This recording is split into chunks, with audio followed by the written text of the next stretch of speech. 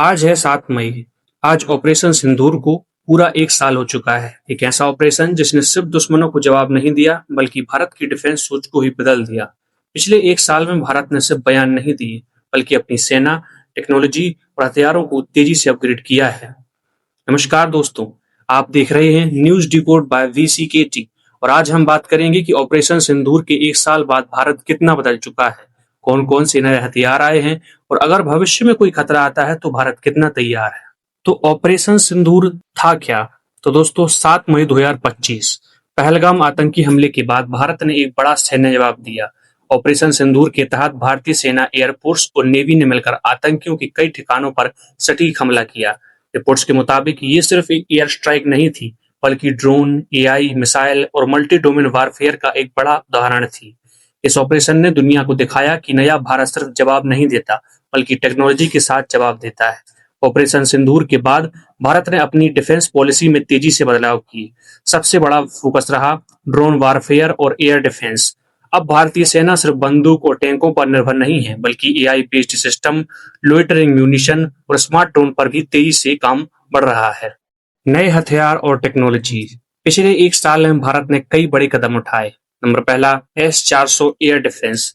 भारत का S-400 air defence system अब और मजबूत तरीके से तैनात किया गया है।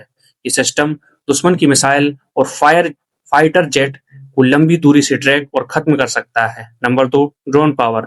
ऑपरेशन सिंदूर के बाद भारत में ड्रोन इको सिस्टम तेजी से बढ़ा। रिपोर्ट्स के अनुसार अब हजारों ड्रोन और नए ट्रेनिंग सेंटर तैयार किए जा चुके हैं। अब सेना में ड्रोन ऑपरेटर उतने ही जरूरी होते जा रहे हैं जितने पहले स्नाइपर होते थे। Number 3, BrahMos missile.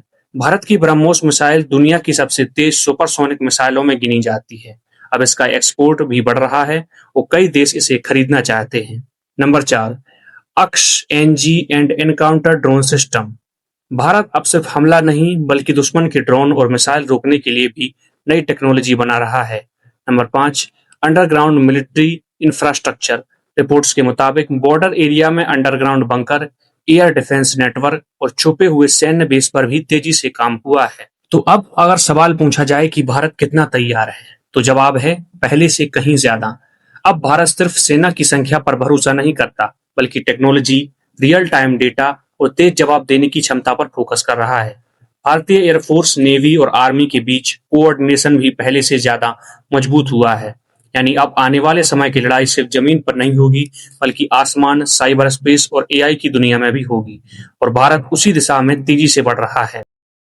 तो दोस्तों, ऑपरेशन सिंदूर सिर्फ एक सैन्य ऑपरेशन नहीं था, यह एक संदेश था। संदेश कि नया भारत हमले का इंतजार नहीं करेगा और अगर जरूरत पड़ी तो जवाब भी देगा और खुद को लगातार मजबूत भी करेगा। आप क्या सोचते हैं? क्या भारत आने वाले समय की वॉर टेक्नोलॉजी में दुनिया के बड़े देशों को टक्कर दे पाएगा? कमेंट करके जरूर बताइए। वीडियो पसंद आए तो लाइक करें, चैनल को सब्सक्राइब करें और मिलते हैं अगली वीडियो में। जय हिंद।